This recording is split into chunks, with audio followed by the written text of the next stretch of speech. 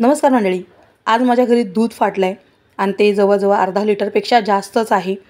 आणि माझ्याकडे जेव्हा पण दूध फाटलं ना तर मग हीच रेसिपी मी करते. खरं तर ना मुलंसुद्धा दूध फाटायची वाट बघत असतात की दूध फाटले की ही रेसिपी बनते. तर आणि घरातलंच जे काही साहित्य आहे ते बाहेरून काही आणायची गरज नाही. अगदी गरम मसालेसुद्धा आणायची गरज नाही आहे. जे तुमच्याकडे आहे त्यातूनच ही भाजी बनवायची आहे. तर आता मी कांदे घेतलेले आहेत मोठे मोठे 3. जर 4 घेतले असते तरीसुद्धा चाललं असतं, पण मी 3च घेतलेले आहे. त्यातलासुद्धा मी अर्धा कांदा काढून ठेवलेला आहे. तर मी ते तुम्हाला पुढे जाऊन सांगते की कशासाठी. तर त्यासाठी मी आधी 2 मोठे मोठे कांदे ते अगदी बारीक असे चिरून घेतलेले आहेत.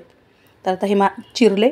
आता ही तिसरा कांदा आहे ना, तर त्यातला जो अर्धा कांदा आहे त्याला मी आता मधून चिरलेला 3 भाग करते त्याचे. अर्ध्या कांद्याचे म्हणजे 3 केले आणि मधून एक चीर मारली. तर आता त्याचे 6 तुकडे झाले. आपल्याला हे असे 6 तुकडेच हवेत. मग ते सोलून घ्यायचे. त्याचा प्रत्येक एक भाग ना वेगळा वेगळा करून घ्यायचा. म्हणजे बघा सगळी कांद्याची पानं आहेत ना ती वेगळी झाली पाहिजे. आणि हा उरलेला अर्धा कांदा होता ना तो सुद्धा मी परत बारीक चिरून ठेवून दिला आहे.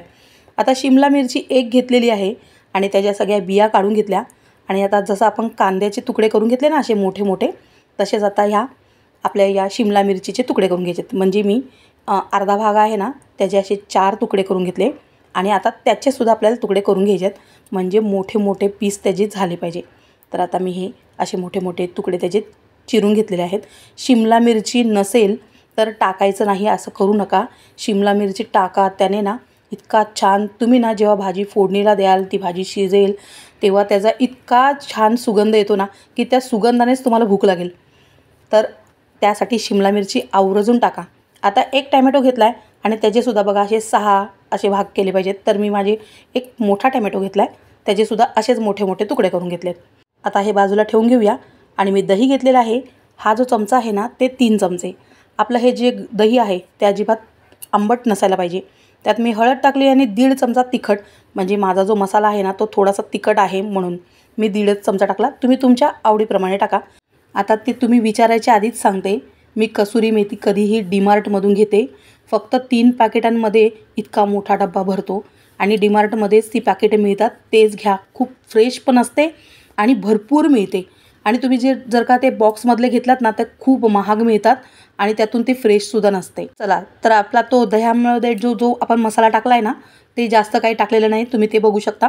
आता ते छान मी फेटून घेतलं आहे ते. आणि त्यानंतर त्याच्यामध्ये थोडंसं तेल पण टाकलं होतं. आता मी इथे जवळजवळ 2 मोठे चमचे तेल घेतले. त्याच्यामध्ये फक्त जिरे टाकलेलं आहे. जिरे फुलल्यानंतर त्याच्यात मी कढीपत्ता टाकून घेतला आहे. आणि त्यानंतर आपण जो काही 2.5 कांदे होते मोठे मोठे ते बारीक चिरलेले ते आता या फोडणीमध्ये मी टाकून घेतलं आहे. आता आपल्याला कांदा छान भाजून घ्यायचा आहे. आता एकीकडे आपला कांदा भाजला जातो आहे तोपर्यंत मी हे जे फाटलेलं दूध आहे म्हणजे आपलं जे पनीर आहे ना ते मी काढून घेते. तर मी आत्ताच ह्याचं पनीर केलं होतं. तर मी त्यासाठी त्याचे तुकडे वगैरे काही केलं नाही. मला हे असंच ठेवायचं होतं म्हणून. तर आता मी हे काढून घेते. आणि आपल्या दुधाला भरपूर साई असते. मी गोकुळ दूध वापरते, गोकुळ स्पेशल दूध. तर आता दुधाच्या बाजूला जी काही साई होती आणि क्रीम वगैरे होतं ते सगळं मी काढून घेतलं आहे. तर आता परत वळूया आपल्या कांद्याकडे. तर कांदा आता बऱ्यापैकी भाजत आलेला आहे, म्हणजे छान परतून परतून तो लाल झाला आहे. आता याच्याहून आणखीन छान भाजून घेतला. त्यानंतर मी त्याच्यामध्ये मीठ टाकलेलं आहे, जेणेकरून आपला कांदा जो आहे ना तो लवकरात लवकर नरम होईल. तर त्यासाठी कांद्यावर मी मीठ टाकलं आहे. जो आता मी भाजीत जितकं टाकणार होते ना त्याप्रमाणे टाकलं आहे. आणि टॅमॅटो आहे ना, मी 3 टॅमॅटो घेतले होते आणि ते मिक्सरमधून बारीक वाटून घेतले. हे कच्चेच टॅमॅटो होते, म्हणजे पाण्यातून उकळलेले वगैरे नव्हते. तर कच्चेच टॅमॅटो मिक्सरमधून छान बारीक करून आता मी हे कांद्यामध्ये टाकलेत. आता ते नरम होईपर्यंत आपल्याला हा जो आपला मसाला आहे तो छान परतून घ्यायचा आहे. आता ही आलं आणि लसूण याची पेस्ट आहे, पण ती बारीक होत नव्हती म्हणून मी अगदी थोडंसं पाणी टाकलं आहे त्याच्यामध्ये. आता याचा कच्चेपणा जाईपर्यंत आपल्याला छान ते परतून घ्यायचं आहे. आणि त्या आपल्या या मसाल्याला तेल सुटलं पाहिजे इतकं आपल्याला त्याला ते परतून घ्यायचं आहे.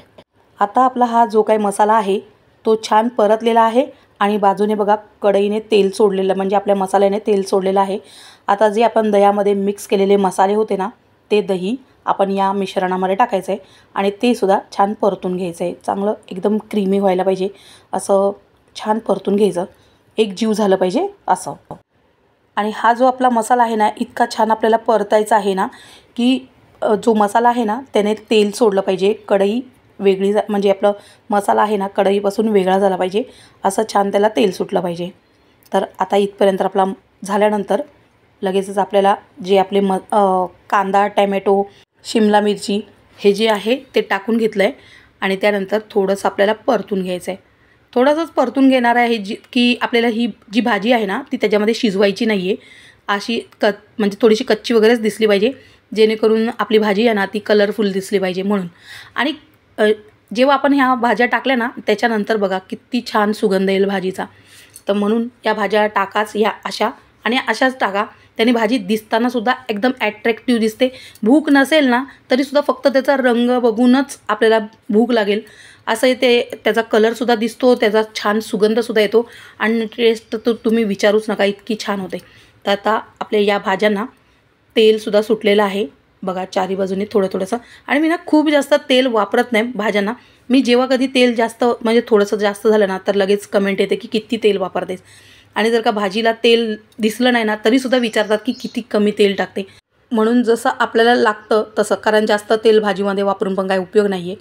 तर बघा आता आपली भाजी इतकी शिजलेली आहे, म्हणजे शिजवायची नाहीच आहे त्याला. मग आता मी याच्यामध्ये गरम पाणी टाकलं आहे. गरमच पाणी टाकायचं आहे, उकळलेलं पाणी टाकायचं नाही. आपल्याला फक्त गरम पाणी टाकायचं आहे, ज्याने आपलं जे भाजीचं टेम्परेचर आहे ना ते तेवढंच राहतं, म्हणजे लगेच टेम्परेचर पडत नाही, कमी होत नाही. म्हणून गरम पाणी टाकायचं आणि त्याने टेस्ट खूप छान येते. आता मी परत एकदा झाकण ठेवलेलं आहे, जेणेकरून आपल्या भाजीला परत तेल सुटलं पाहिजे म्हणून. आता मी थोडीशी कोथिंबीर आहे ती धुवून घेते आणि जोपर्यंत आपली भाजी शिजते तोपर्यंत मी आपला कोथिंबीर आहे ती चिरून घेते. बऱ्याच वेळा असं होतं, आपण कितीही काळजी घ्या, गरमीच्या दिवसांमध्ये उष्णता वाढली की दूध फाटतं. मग अशा वेळी ना ही भाजी नक्की करा आणि खा. आणि बऱ्याच वेळा ना मी गोड पदार्थसुद्धा बनवते, पण गोड पदार्थ इतकं माझ्या मुलांना आवडत नाही जितकी की ही भाजी आवडते. आता इथे आपण झाकण जेव्हा उघडलं ना त्यानंतर बघा तेल एकदम छान असं मस्त भाजीला तेल आलेलं आहे वर. मग या वेळी ना आपल्याला जे फुटाणे असतात ना, फुटाणे ते वाटायचे, त्याची पावडर करायची 2 चमचे आणि ती आहे ना याच्यामध्ये टाकायची. माझ्याकडून ना ती व्हिडिओ परत एक म्हणजे रेकॉर्ड झाली नाही की काय झालं, मला काय कळत नाही आहे ते. पण तुम्ही ना नक्की टाका, खरंच त्याने खूप छान टेस्ट येते. तर ती स्किप करू नका. म्हणजे भाजलेले जे फुटाणे असतात ना त्याचे 2 चमचे ती पावडर आहे ना ती यावेळी टाका. जेव्हा मी आता झाकण उघडलं होतं ना तर त्याच्यामध्ये मी ती टाकली होती, पण ते माझ्याकडून व्हिडिओ रेकॉर्ड झाली नाही. आणि त्याच्यानंतर मग मी आता हे पनीर टाकलेलं आहे, कोथिंबीर टाकलेली आहे. आपण ते चण्याचं जे पीठ आहे ना, म्हणजे त्याला सत्तू पण म्हणतात, म्हणजे मी घरात बनवून ठेवते ते माझ्याकडे, म्हणजे मी नेक्स्ट टाईम दाखवेल. जे फुटाणे आहेत ना ते 1 किलोचं पॅकेट मिळतं, तर मी ते आणून ठेवते आणि ते वाटून ठेवते. तर कधी पण आपल्याला भाजी ना थोडीशी त्याने थिक होते, मस्त एकदम वाटतं त्याने आणि टेस्ट पण खूप छान येते भाजीला. आणि ती थोडीशी भाजी त्याची ग्रेव्ही ना खूप छान बनते. आता मी माझ्याकडे थोडीशी साई होती, तुमच्याकडे जास्त असेल तर तुम्ही जास्त टाका आणि जेवढी जास्त तुम्ही साई टाकाल ना तर खूप छान लागतं त्याने. तर मी थोडीशी साई टाकली होती आणि हे थोडंसं अमूल बटर टाकलेलं आहे. दुधावरची साई आवर्जून टाका. जर का 2 दिवस तुम्ही साठवून ठेवलेली असेल ना तर ती टाकलीत ना तर इतका छान फ्लेवर येतं ना, तुम्हाला सांगते.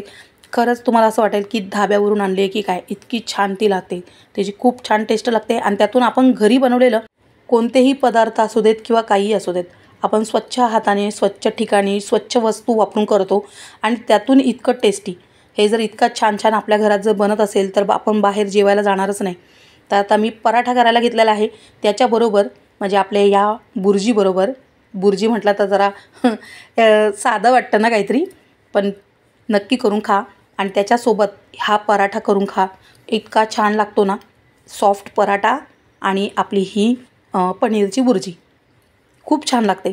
तर आता मी ती तुम्ही बऱ्याच वेळा मला विचारता की तू ही पराठे कसे बनवते, तर आता मी तुम्हाला दाखवलं की मी त्याचे घड्या घालते खूप सारे आणि ना त्याला खूप सारे पदर सुटतात आणि त्याने आपली जी ही चपाती असते ना तिला खूप छान पदर सुटतात आणि ती खूप सॉफ्ट होते. आपल्याला वाटतं की एवढ्या घड्या घालून असं म्हणजे काय टेस्टमध्ये काय फरक पडणार आहे, पण फरक पडतो. खूप छान लागतात त्याने हे पराठे. अगदी साधे असतात, पण तुम्ही सकाळी चहाबरोबरसुद्धा मुलांना दिलात ना तरीसुद्धा खूप छान लागतात. आणि ह्याच पराठ्यांवर जर का तुम्ही तूप टाकलं आणि त्याच्यावर साखर किंवा गूळ फक्त गुंडाळून मुलांना जरी टिफिनमध्ये दिलं ना तरीसुद्धा ना मुलं तुमचे आवडीनेच खातील, इतके छान बनतात हे साधे पराठे. हां, आता मी जेवण वाढून घेते. तसं जेवढ्या काय माझ्या पोळ्या करायच्या, चपात्या करायच्या होत्या त्या माझ्या झालेल्या आहेत. आणि आपली भाजी आहे ती मी मुद्दामच बाजूला करून ठेवली होती. तर आता ती थोडा वेळ बाजूला ठेवल्यामुळे आणि थोडीशी शांत झाल्यामुळे त्याला थोडंसं वर तेल आलेलं आहे. आता मी जेवण वाढून घेते आणि ही भाजी नक्की तुम्ही करून खा. याच्या आधी ना मी मलाईची पण अशी भाजी केली होती. बऱ्याच जणींनी ती एकदम मिलियनमध्ये ती व्हिडिओ गेलेली आहे आणि खूप जणींनी मला इतके छान छान त्याचे रिप्लाय दिले होते ना की ही भाजी मला खूप आवडली, माझ्या मिस्टरांना खूप आवडली, मुलांना सुद्धा खूप आवडली. हे असे कमेंट वाचले ना की खूप छान वाटतं. तर आता माझा स्वयंपाक वाढून झालेला आहे. तुम्हीसुद्धा या जेवायला. चला तर मग परत भेटूया पुढच्या आणखीन एका व्हिडिओमध्ये. बाय.